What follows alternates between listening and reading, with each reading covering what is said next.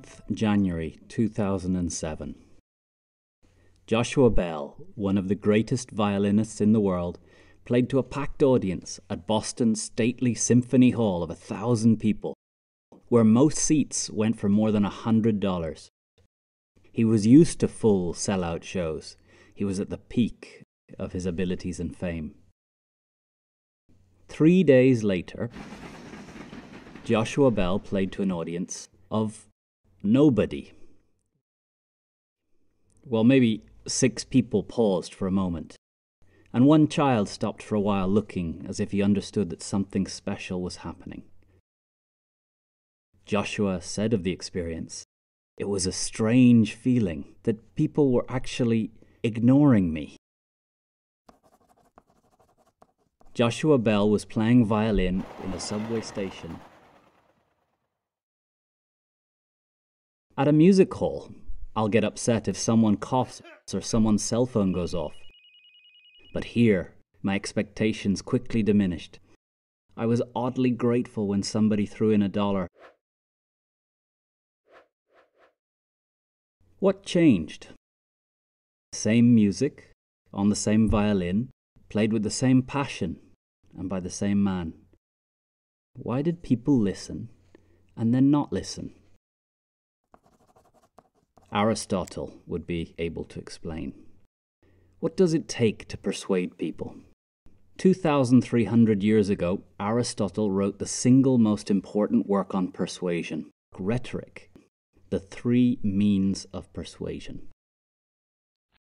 Logos, ethos, and pathos. Logos is that the idea makes sense from the audience's point of view. This is usually different from the speaker's point of view, so work needs to be done to make the idea relevant to the worldview, the pains and the challenges of the listeners. A good argument is like good music. Good music follows some rules of composition. Good arguments follow some rules of logic. It makes sense to the audience. Ethos is reputation. What are you known for? Credibility. Do you look and act professional? Trustworthy? Are your motives clear? Do you show the listener that you care about them as much as yourself? Authority is confidence plus a concise message and clear, strong voice. Pathos is the emotional connection. Stories are an effective human tool for creating an emotional connection. There are moments where an audience is not ready to hear the message. A speaker must create the right emotional environment for their message.